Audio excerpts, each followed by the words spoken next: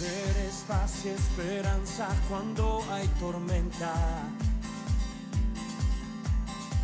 y tu luz siempre brilla en mi oscuridad. Solo di tu palabra y lo seco reverdecerá.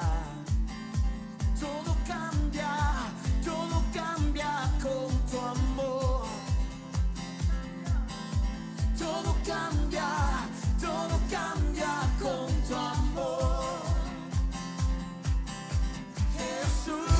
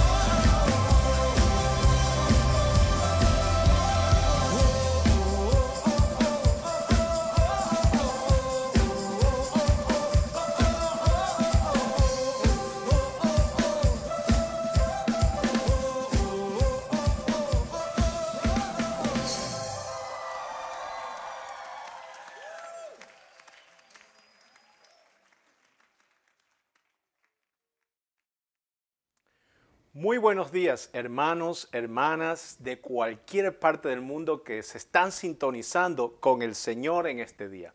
Somos la iglesia La Roca, la iglesia que está donde tú estás, ahí con tu familia, en un día maravilloso de día domingo aquí desde Ontario, Canadá. Un día soleado y ya pleno de verano que se viene para nosotros, gracias al Señor.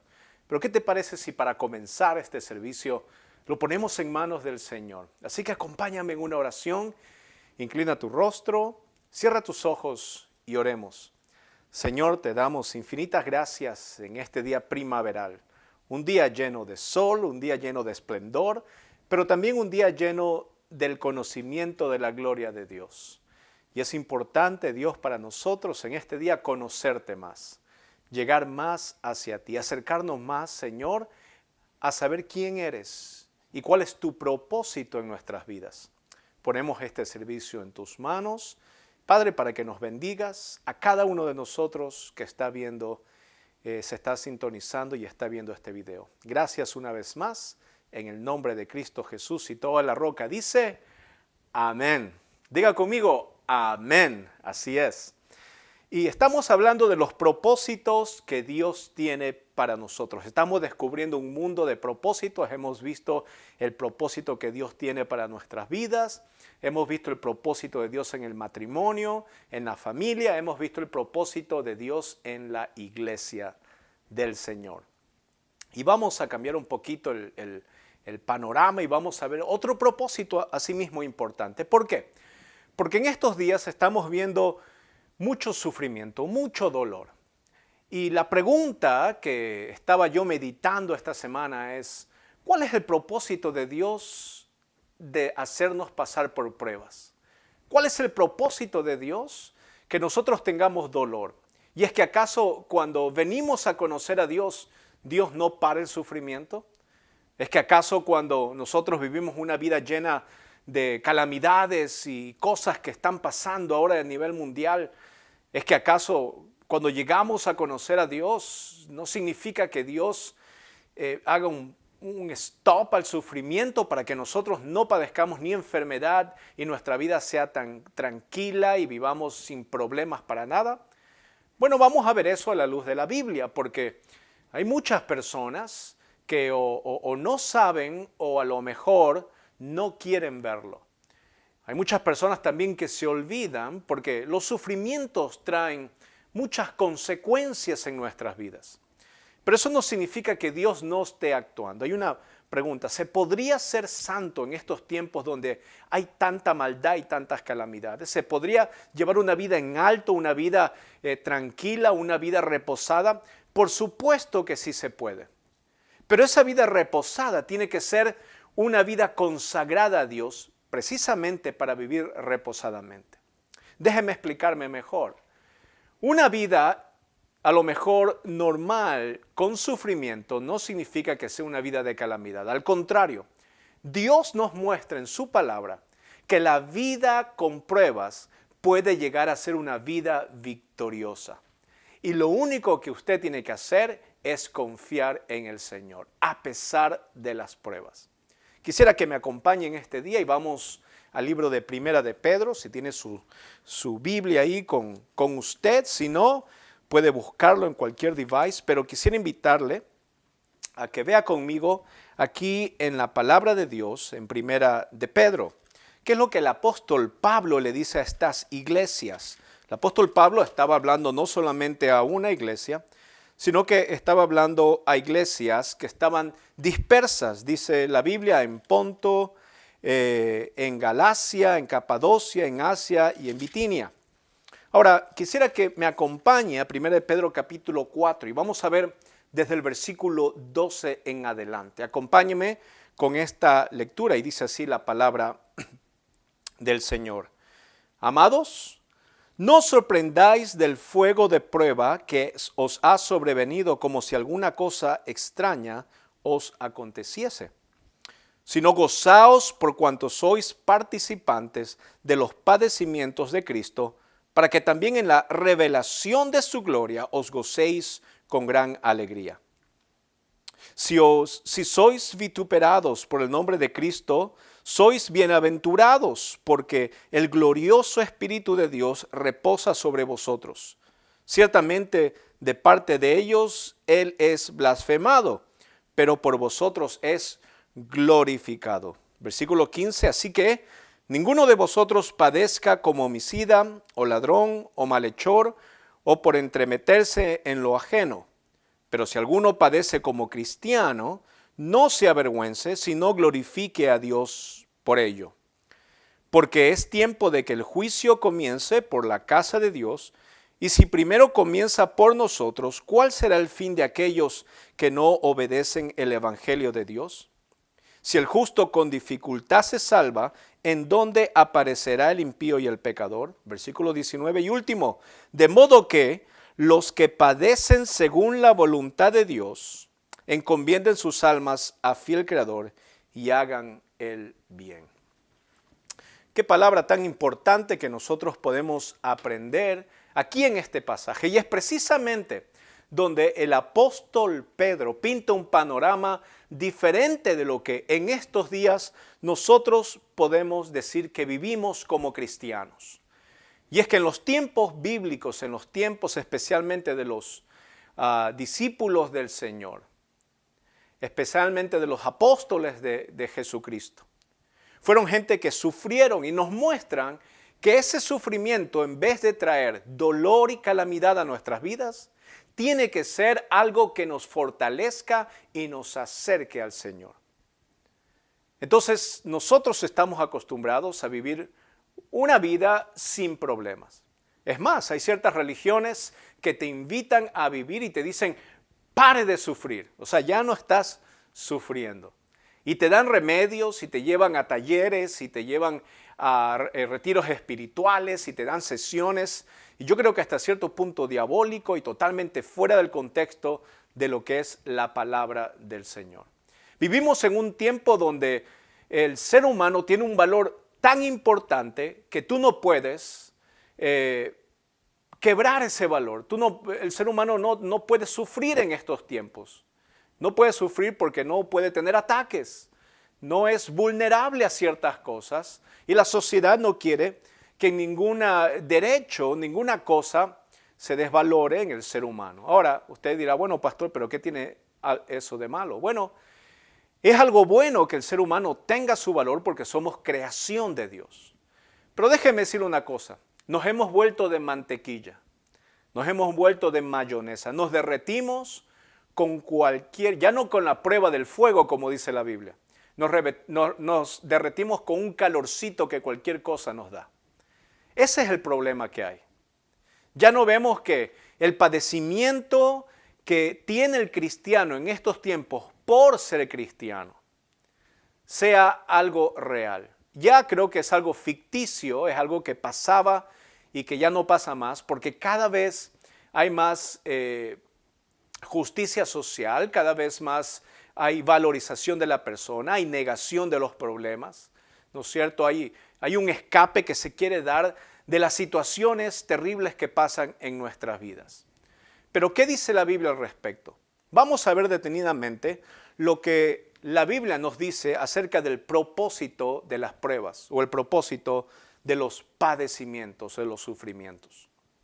Venga conmigo otra vez y vamos a minuciosamente a ver en 1 Pedro capítulo 4, versículo 12, dice, amados, el apóstol Pedro les está hablando a esta iglesia, no os sorprendáis del fuego de prueba que os ha sobrevenido, como si alguna cosa extraña os aconteciese. El apóstol Pedro está usando algunas frases interesantes. En primer lugar, está diciendo que no nos sorprendamos. Una de las cosas cuando yo vine a conocer a Dios, cuando estuve con el Señor de mano a mano, cuando recién pude verlo de una forma milagrosa, es que cuando yo conocí al Señor fue algo muy maravilloso. Estaba yo muy contento, muy alegre. Estaba yo que saltaba de alegría porque era un peso que se me había salido cuando sentí el amor, sentí que el Espíritu del Señor entró a mi corazón y a lo mejor comparto esa experiencia y usted la está recordando también. Pero una cosa no entendía yo y poco a poco la empecé a entender. No significaba que mis problemas se habían ido. Sí, a mí me sorprendió eso porque venir a los pies de Dios, es decir, a ser cristiano, a aceptar la obra de Cristo en la cruz del Calvario y a tener la fe en Él, trajo más problemas a mi vida.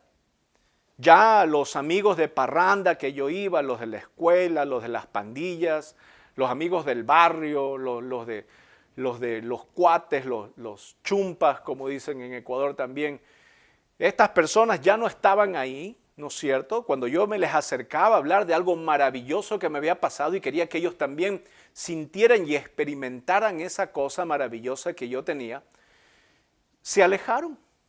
La mayoría de mis amigos desaparecieron. Gracias a Dios, Dios nos dio una familia en Cristo donde yo pude empezar a crecer y aprender. Y no solamente los amigos del barrio. Déjeme decirle que las primeras personas que tienden a salir de su entorno cuando usted acepta a Cristo en su corazón, cuando usted cambia de modo de vivir, es su propia familia. Jesucristo, ¿no es cierto?, dijo acá, no he venido a poner paz, sino división, en el sentido de que cuando usted acepta lo bueno, la persona no quiere que acepte usted lo bueno. La persona quiere que usted siga haciendo cosas malas, porque para ellos eso es normal. Entonces mi familia me decía, pero ¿por qué no eres un niño normal? Y vas y te vas de parranda y regresas a las 4 de la mañana como cualquier persona normal. Te están lavando el cerebro, estás volviéndote loco. No, entonces a lo bueno le llaman malo y a lo malo le llamaban bueno. Pero me costó tiempo a entender, a venir a entender que para el cristiano el sufrimiento es algo que nos acerca más a Dios. Y no me sorprende ya. Pero sí lo puedo ver en muchas personas que se siguen sorprendiendo porque padecen dificultades. Vamos a aclarar eso un poquito más adelante, pero le quiero decir que el apóstol Pedro les está diciendo, ¿qué? ¿Se sorprenden? Bueno, no se sorprendan, porque la vida del cristiano es así. Ahora, estos sufrimientos que nosotros encontramos en nuestra vida no se comparan con la gloria venidera. Cuando venga el Señor por su iglesia, cuando estemos con el Señor para siempre, ¿no es cierto?, vamos a tener una vida gloriosa por la eternidad. Y no se compara la eternidad con unos años de vida de sufrimiento. No se compara la presencia de Dios que vamos a tener siempre con algunos sufrimientos que tengamos por algún tiempo. Entonces el apóstol Pedro les dice a estas iglesias, no se sorprendan. ¿De qué? Del fuego de prueba. Mire que no está diciendo de un poquito caliente, está hablando de un fuego y esa palabra significa algo ardiendo pero que quema y derrite. No te sorprendas que si tú vas a la iglesia, apenas salgas de la casa para ir a la casa del Señor, te sucedan cosas, ¿no es cierto? Porque tenemos un enemigo. Y esas cosas que te suceden pueden traer a ti desánimo, pueden traerte a ti de una forma u otra, puede bajar tu estima, puede bajar tu fe. Y es importante que el apóstol Pedro les está pavimentando el camino para lo que les va a decir acerca de las pruebas, diciéndole, no te sorprendas porque van a venir cosas terribles a tu vida. ¿Sí? ¿Me está escuchando? Así que sí, si usted piensa que el cristianismo es fácil, no es fácil, pero es maravilloso. Los caminos de Dios son perfectos y no significa que sean fáciles. Entonces el apóstol Pedro les está diciendo, pavimentando el camino hacia la victoria, les está diciendo, el fuego de la prueba que os ha sobrevenido, no se sorprendan, como si algo extraño os aconteciese. Hay personas que dicen, ay, pero si esa persona iba a la iglesia, ¿por qué le pasó eso? Pero si se la ve una buena persona, ¿por qué le pasa? ¿Por qué la familia le dio la espalda? ¿Por qué ahora cambió de vida? ¿Por qué ya no va a los bares donde iba antes, ni tenía las 2 esposas que tenía, ni la amante? ¡Ay, qué mal! ¿No es cierto? Entonces podemos ver que el apóstol Pablo dice, no se sorprendan, como si fuera algo raro lo que les estoy hablando. No soy un extraterrestre que le está hablando de algo diferente de lo que ya los apóstoles habían experimentado. Es más, el apóstol Pablo le habla a su discípulo Timoteo también. Y si usted sigue, ¿no es cierto?, cuando lee 2 de Timoteo, el apóstol Pablo le está hablando precisamente a este joven. Él estaba encargado de una congregación, de una iglesia. Era muy joven, era inexperto, por supuesto, y el apóstol Pablo tuvo que darle instrucciones. Y una de las primeras cosas que le dice Pablo a Timoteo está en la segunda epístola de Pablo a Timoteo, y le dice lo siguiente, escúcheme desde el versículo 4. Le dice Pablo a Timoteo, deseando verte al acordarme de tus lágrimas para llenarme de gozo. Tenían una amistad y tenían una unión de discípulo y maestro increíble. Eran personas que se amaban en Cristo Jesús, tanto así que derramaban lágrimas de gozo. Versículo 5 dice, trayendo a la memoria la fe no fingida que hay en ti, la cual habitó primero en tu abuela Loida y en tu madre Eunice, y estoy seguro que en ti también. Está el apóstol Pablo diciendo, bueno, yo tengo una relación buena contigo, tanto que te extraño y deseo verte. Pero también viene a mi memoria que eres una persona de fe. Eres una persona de fe, una persona que yo sé el discipulado que tuvieron tu abuela y tu madre. Y las dos, esa fe que tenían ellas, las veo en ti. Esa creencia, esa seguridad que hay en Cristo Jesús está en tu vida y la puedo yo certificar.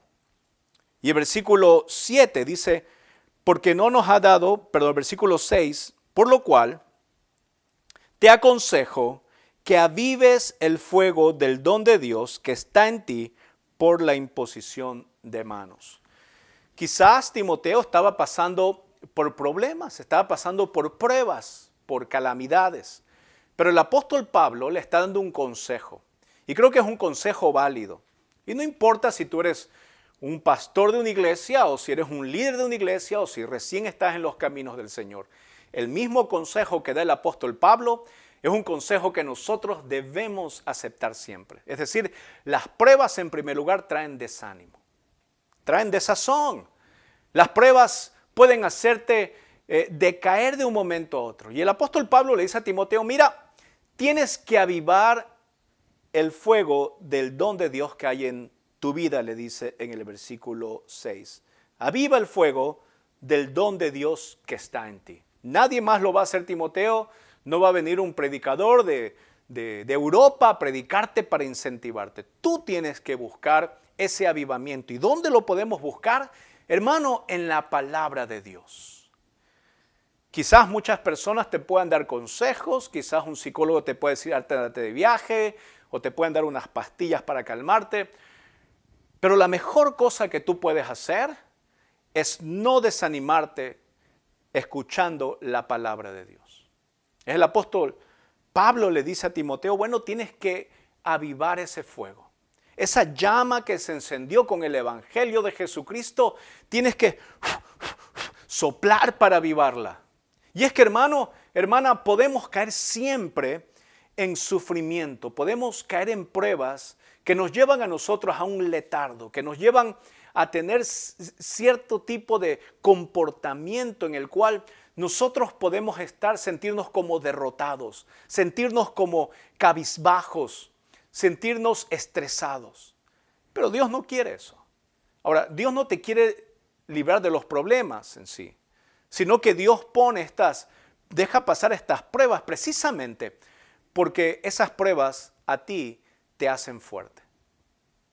Entonces, el mejor consejo que le da Pablo a Timoteo a una persona verdaderamente de fe es que avive el fuego del don de Dios que hay dentro de nosotros. Y le dice también en el versículo 7, porque no nos ha dado Dios un espíritu de cobardía, sino de poder, de amor y dominio propio.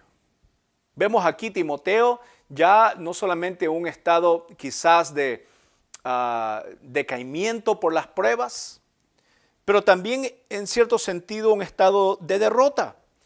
Y el apóstol Pablo tiene que recordarnos, ¿cierto?, lo que la palabra de Dios dice con respecto a las pruebas. Quiero que venga conmigo al Salmo 46 que viene en mi memoria. Salmo número 46. Y quiero solamente hacerle ver algo rápido. Es un salmo muy pequeño, pero se lo voy a leer. Dice, Dios es nuestro amparo y fortaleza, nuestro pronto auxilio en las tribulaciones. Por tanto, no temeremos aunque la tierra sea removida y se traspase los montes al corazón del mar, aunque bramen y se turben sus aguas y tiemblen los montes a causa de su braveza. Del río sus corrientes alegran la ciudad de Dios, el santuario de las moradas del Altísimo. Dios está en medio de ella, no será conmovida, Dios la ayudará al clarear la mañana. Bramaron las naciones, titubearon los reinos, dijo él su voz, se derritió la tierra. Jehová de los ejércitos está con nosotros, nuestro refugio es el Dios de Jacob. Venid, ved las obras de Jehová, que ha puesto asolamientos en la tierra, que hace cesar las guerras hasta los fines de la tierra, que quiebra el arco, corta la lanza y quema los carros en el fuego. Estad quietos, conoced que yo soy Dios, seré exaltado entre las naciones, enaltecido seré en la tierra. Jehová de los ejércitos está con nosotros, nuestro refugio es el Dios de Jacob.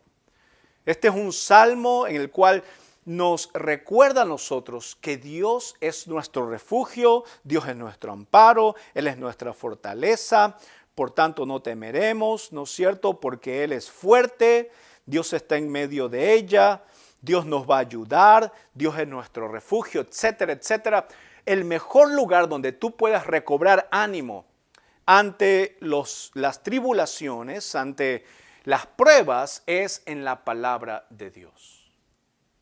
Eso se lo repite el apóstol Pablo y es lo que el apóstol Pedro está refiriendo, ¿no es cierto?, a estas iglesias. Les está diciendo que tengan esa tranquilidad y que no les extrañe las cosas que están pasando en sus vidas, sino que al contrario, lo vamos a leer, hay otra visión en cuanto a las pruebas que los cristianos tenemos del resto del mundo, y es esta.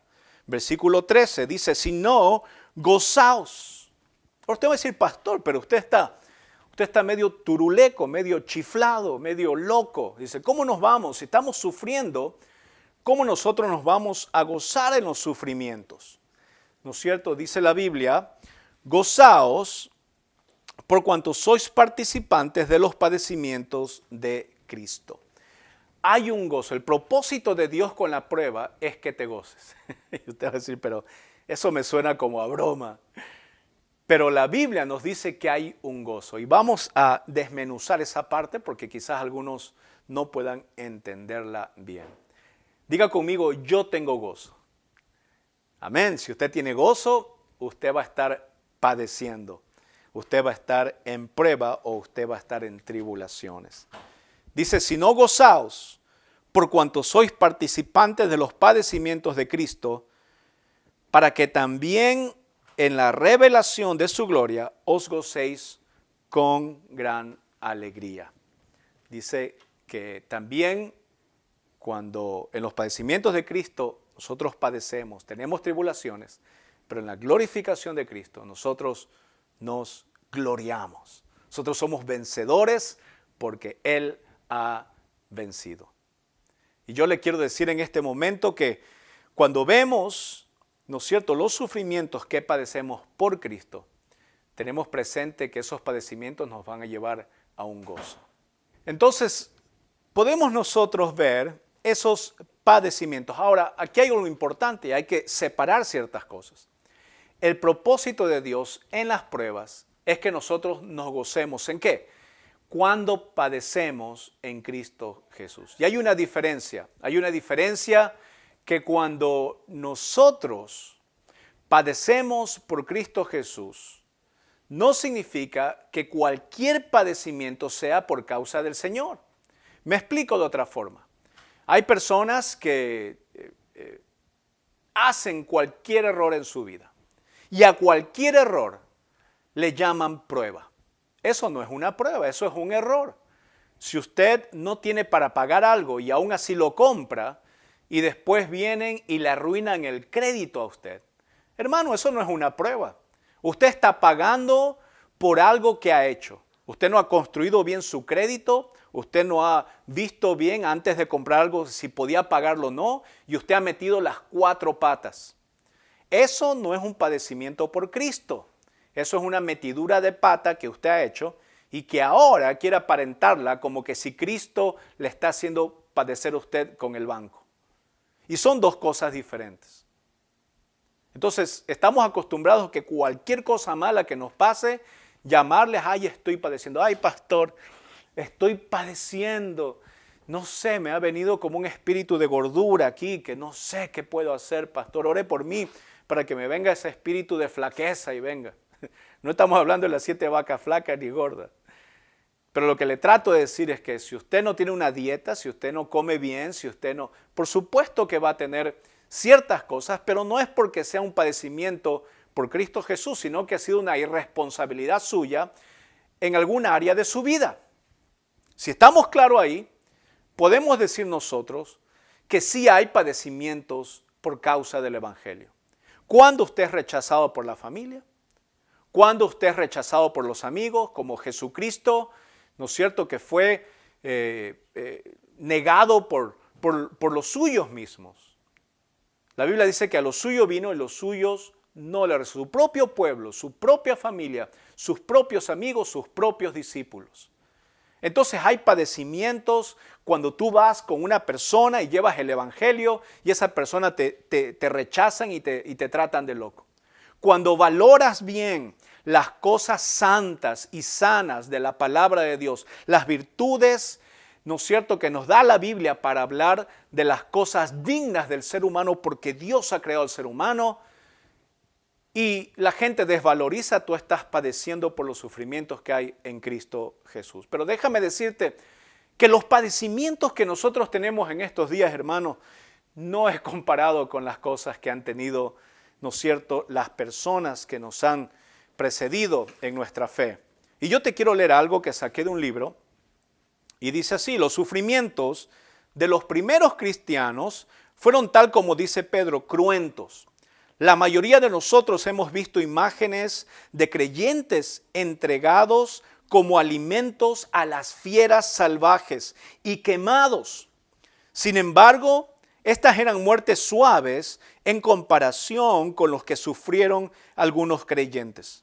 Algunos tuvieron que soportar que se vertiera plomo hirviendo sobre sus cuerpos ardientes. Otros soportaron hierros al rojo vivo colocados en las partes pudentas de su cuerpo. Otros fueron envueltos con pieles sangrantes de presas salvajes y luego cazados por hombres y perros a modo de juego salvaje.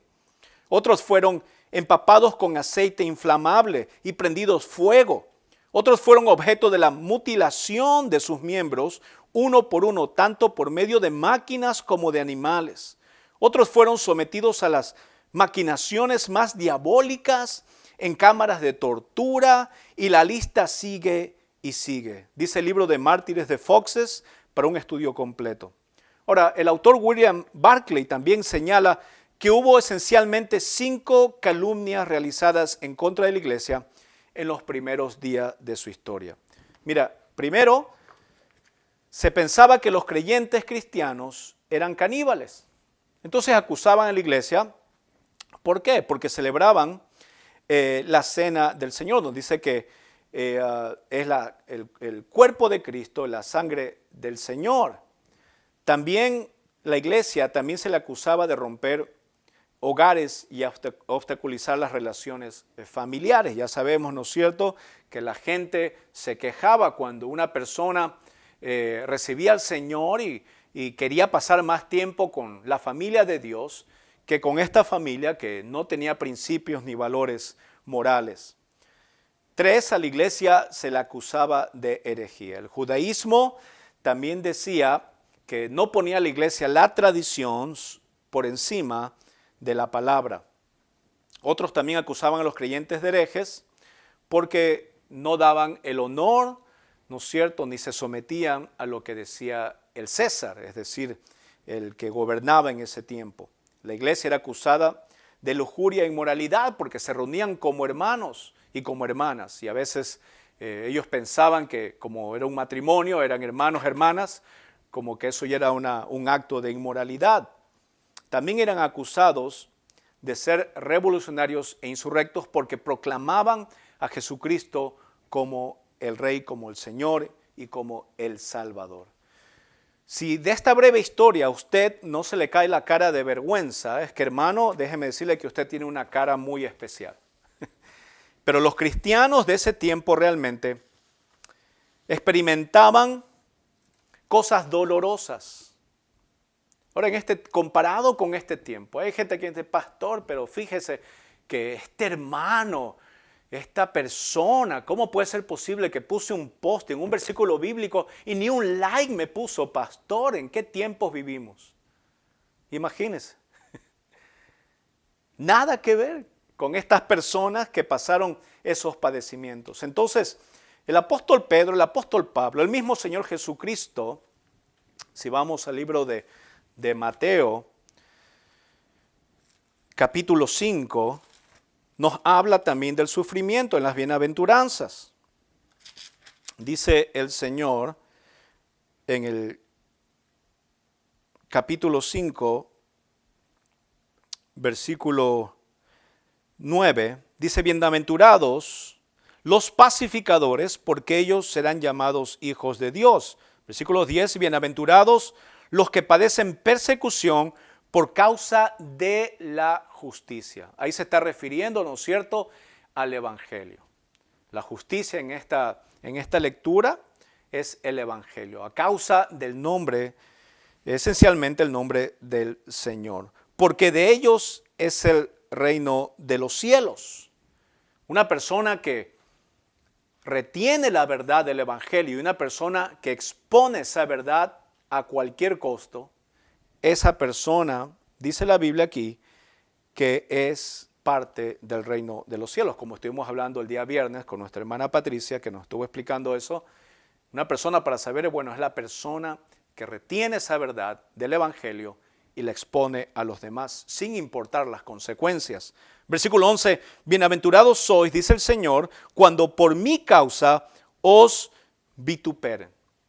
¿No es cierto? Esa palabra vituperiar significa insultar, significa marginalizar, una persona que está rechazada.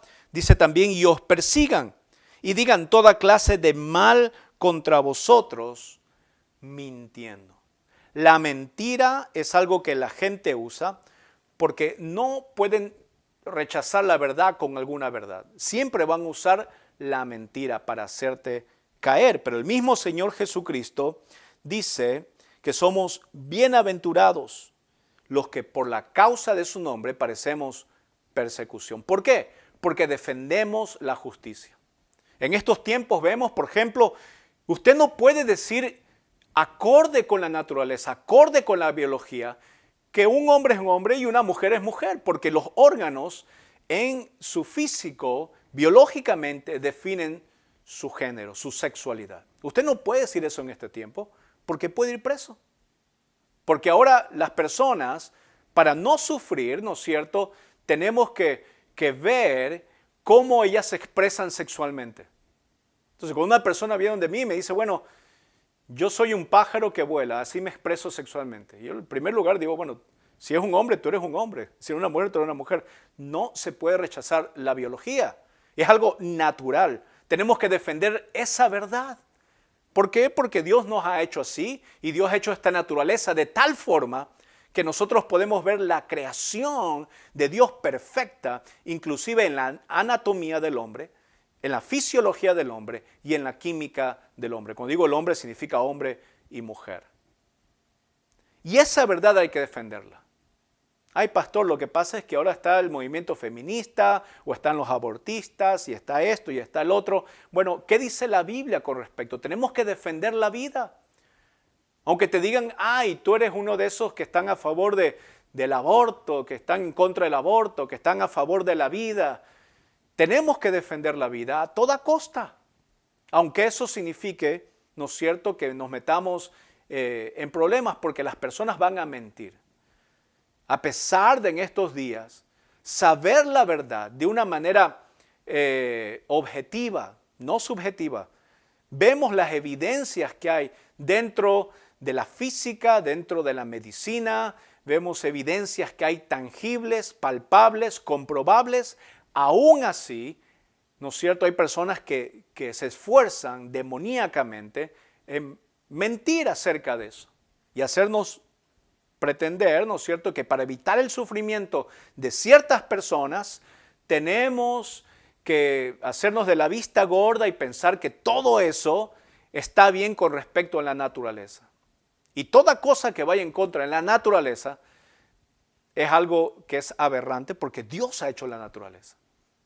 Ahora, que se respeten los derechos, sí, de todas las personas. La dignidad de la persona es algo que nosotros también tenemos que defender, sea quien sea, porque son creación de Dios también. Pero entiéndame, cuando nosotros nos llevan a pensar una mentira, ¿no es cierto?, por una verdad, nosotros tenemos que defender la verdad sobre la mentira. Y eso es un padecimiento que la iglesia tiene que llevar. No solamente un cristiano individual, pero como iglesia también tenemos que luchar por este tipo de intrusión hacia la rectitud y la verdad de Dios. Y eso es lo que el Señor Jesucristo nos está diciendo a nosotros.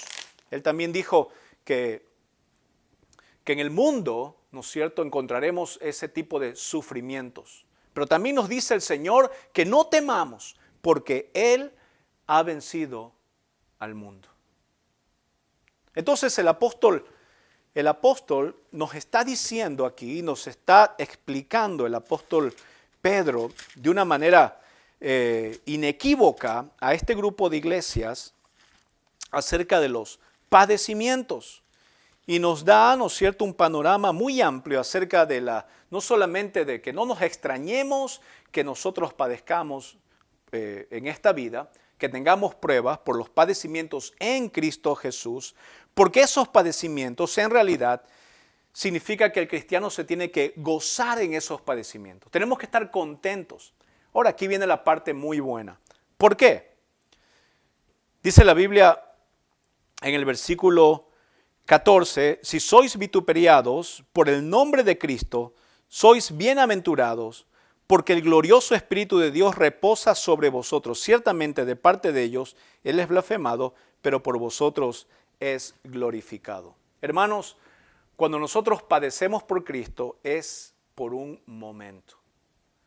Los discípulos del Señor lo sabían muy bien. Nuestra vida acaba, pero ese gozo que tenemos en vida por padecer por los sufrimientos juntamente con nuestro Señor, significa una eternidad de alegría con Él. Ese es el gozo que se está refiriendo a la Biblia. Si por ser cristiano te marginé, que aquí en Norteamérica estamos viviendo, también se está viendo en Sudamérica, ya no es que nosotros somos mayoría, porque la mayoría ahora está en contra del cristianismo. Se burlan de todo divinidad de otras religiones, no se burlan del cristianismo, de Jehová, se burlan como sea, pero no se burlan de otras divinidades, ¿no es cierto? Y atacan el cristianismo constantemente. Nosotros vivimos en estos tiempos perseguidos también por la cultura, hasta por los gobernantes de los países. Y vivimos en tiempos peligrosos, pero el Señor dice, gócense. Porque este mundo va a pasar, pero la promesa de Dios, su palabra nunca va a pasar. Y si Él ha prometido estar con nosotros, Él va a estar con nosotros. Y si Él nos ha prometido vida eterna vamos a tener. Él dijo que vendría y vino. Él dijo que va a volver, hermano, y vendrá el Señor por su iglesia. Y viviremos para siempre con Él. Entonces, el gozo que está hablando el apóstol Pedro es un gozo para la eternidad. Usted quiere tener un gozo, usted quiere padecer por un tiempo y vivir eternamente gozoso, o quiere gozarse por un tiempo y vivir eternamente perdido. Esa es la cuestión que nosotros tenemos que ver cuando estamos hablando del propósito de las pruebas. Entonces usted ya puede definir que un propósito es el gozo que hay que tener.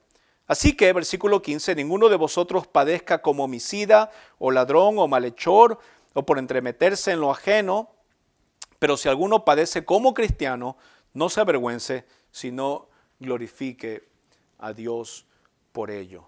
¿no es cierto? Muchas personas, ahí está lo que estábamos hablando al principio, muchas personas que se meten en problemas, que hacen el mal, a pesar de ser cristianos, piensan que ese es el sufrimiento. Porque hiciste algo malo, vas a la cárcel y ya piensas que eso es una prueba. No, eso es un castigo merecido porque has cometido una infracción. Hermano, ore por mí porque, mire, yo iba tranquilito por la highway y de repente el policía se le metieron los demonios y me paró. Y en el nombre del Señor yo le dije, sale de aquí, Satanás. ¿Y qué pasó, hermano? No, porque me pusieron una multa porque iba solamente a 180 kilómetros por hora, pastor. Qué injusto. Digo, bien merecido lo tiene, que le deben de quitar la licencia. Porque una persona que maneja así puede ocasionar un accidente grave. Puede ser mi familia, puede ser tu familia. Entonces, si están puestas las leyes, tenemos que obedecerlas. ¿No es cierto? Nos recuerda el apóstol Pablo, nos dice, bueno, teme a la ley. Teme esa espada que tiene la ley. Porque si haces lo bueno no tienes que temer nada, pero si haces lo malo, para eso Dios ha puesto la ley. Y recibimos ese castigo cuando hacemos lo malo. Pero aquí está hablando, ¿no es cierto? Si has actuado bien en tu vida, aunque hayas actuado bien, van a haber pruebas donde tu fe va a ser probada. Y es lo que está hablando la palabra del Señor aquí.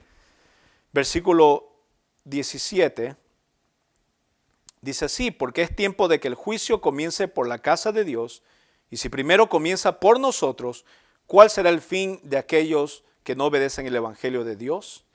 Y si el justo con dificultad se salva, ¿en dónde aparecerá el impío y el pecador? De modo que los que padecen según la voluntad de Dios, encomienden sus almas al fiel Creador y hagan el bien. Aquí está comparando la persona que no es cristiana con la persona que es cristiana y sus actos. Está comparando una vida eterna. Porque va a haber un juicio, está diciendo la palabra, y en ese juicio, si a duras penas el que es cristiano se va a salvar, imagínese al que no es cristiano. Entonces, el apóstol Pedro está diciendo, por eso tienen que hacer el bien, porque en esta vida tenemos que hacer el bien, tenemos que defender la justicia, aunque pasemos por pruebas. Entonces, para resumir y para ir cerrando, Dios usa las pruebas y el propósito de Él para las pruebas dolorosas, los sufrimientos, es para purificarnos. ¿No es cierto? Dios usa y podemos nosotros decir que cuando nosotros pasamos por dolor es porque realmente necesitamos de Dios a nuestro lado. Si no hubiera dolor, no necesitaríamos a Dios, nos valdríamos por nuestra propia cuenta. Pero Dios sabe, como un padre sabe de su hijo, que en cualquier momento de dolor el hijo puede venir al Padre.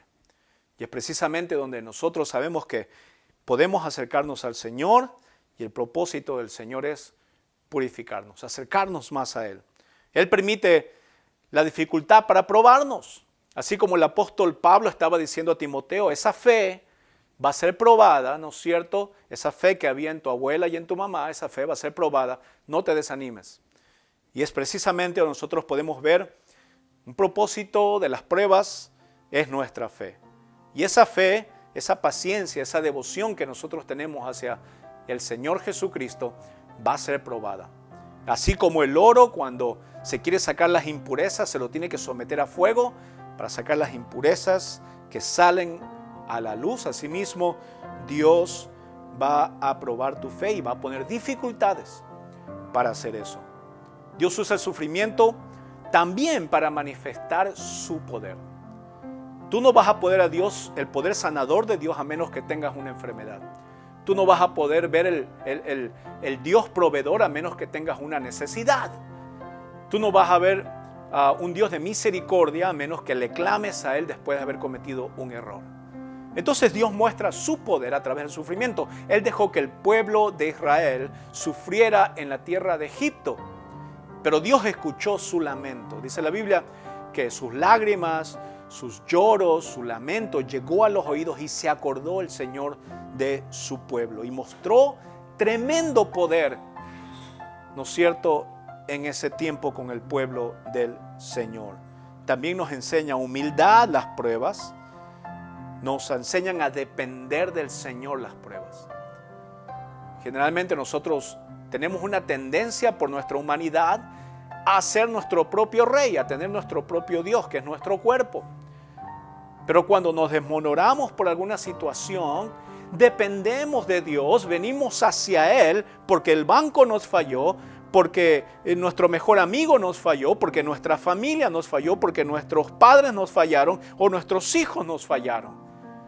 Y dice la Biblia que aunque tu padre y tu madre te dejaren, con todo Jehová te recogerá. Dios está ahí, Él está a la puerta y llama. Hermano, dependa del Señor. Vaya primero donde Él y aprenda que Él es la primera persona que usted debe acudir. Y por último, nuestros sufrimientos tienen beneficios eternos. Ya lo hemos visto. Es una vida de gozo y de paz. Hermano, aunque usted tenga 1000 problemas, nosotros podemos estar confiados. El Job es el mejor ejemplo. Él se le murió la familia, se le murieron los hijos, perdió todo, perdió su salud, perdió a su esposa y perdió sus amigos. Imagínense, perdió todo lo que un hombre pueda poseer. Pero ¿sabe qué no perdió? La fe. Y la fe al final lo llenó de beneficios, no solamente materiales y temporales, pero eternos. Lo mismo pasa con un creyente cuando pone su confianza en nuestro Señor, a pesar que vengan pruebas a sus vidas, porque los beneficios son eternos que tenemos cuando Dios pone a prueba y cuando entendemos nosotros el propósito de la prueba. Quizás en este momento usted tenga una prueba y yo le quiero ayudar a que usted la pase. ¿Cómo? Por medio de la oración. Quisiera que usted en este momento pusiera en su mente y en su corazón el sufrimiento, la prueba, la debilidad que usted siente en este momento, porque Dios quiere que usted pase esa prueba. Si Dios ha puesto algo, Él no va a poner ninguna otra cosa que sea superior a lo que usted pueda soportar, sino que justamente con la tentación Él va a dar la salida. Hermano, en este momento usted tiene que confiar en el poder de Dios más que en cualquier otro poder. Él es el único que puede darle fuerza a usted, no para quitarle la prueba, pero para que la pase y para que se haga usted más fuerte. Oremos. Señor, en este momento queremos poner en tus manos, Señor, nuestras vidas. Decirte, Señor, que somos seres imperfectos, seres cambiantes. Somos seres, Señor, que nos dejamos quizás bajonear por las circunstancias. Pero Dios, en este momento queremos depender de ti. Queremos, Señor, que a pesar de la tormenta, entender que va a llegar la calma. Queremos ser esos cristianos palmeras que, Señor, están en esa isla y que cuando viene la tormenta, esas palmeras se empiezan a doblar, como que se van a romper, pero después vuelven a pararse. Es donde entendemos lo que dice la palabra, que el justo por la fe vivirá. Nosotros queremos vivir una vida llena de fe. Queremos mirar hacia el blanco que es en el Señor Jesucristo. Y en este día, Señor, confesamos que no tenemos las fuerzas, que no tenemos los medios, que no tenemos el ánimo para pasar esas pruebas, esas calamidades, los sufrimientos. Pero, Señor, queremos recobrar fuerzas en ti. Queremos, Señor, que tú, Señor, nos hagas volar alto. Queremos, Señor, que tú nos ayudes a vencer el desánimo. Que nos ayudes, Señor, a vencer los obstáculos. Como cuando tú le dijiste, Señor, a tu pueblo Israel, no temas porque yo estoy contigo. No desmayes porque yo soy tu Dios que te esfuerzo. Siempre te ayudaré, siempre te sustentaré con la diestra de mi justicia. Y, Señor, en este momento queremos que tú, Señor, nos ayudes en nuestras situaciones, que tú tengas misericordia, que tú aumentes nuestra fe y que tú levantes nuestra cabeza. Señor, aunque caigamos, Señor, en cualquier circunstancia, sabemos que tú nos levantas. Gracias, Señor, una vez más, como decía el Salmo, Señor, que leímos antes, 46, Señor, tú eres nuestro amparo, tú eres nuestra fortaleza, Señor, nuestro refugio. Gracias, Dios, porque podemos venir a ti. Y es precisamente lo primero que debemos hacer para enfrentar cualquier situación. En el nombre de Cristo Jesús, y toda la iglesia dice, amén. Qué lindo saber el propósito cuando vengan tiempos difíciles, porque eso, hermano, nos va a ayudar a estar gozosos, a saber que cualquier cosa que pase en esta vida es temporal, pero nosotros vivimos la eternidad. Soy el pastor Peter Carrión, de aquí desde Ontario, de Woodstock, Canadá, transmitiendo para todos ustedes en este momento.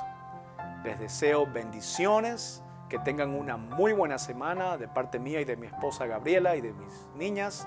Les deseamos muchas bendiciones, un abrazo y que podamos vernos y que podamos conectarnos próximamente. Hasta siempre, mis amados.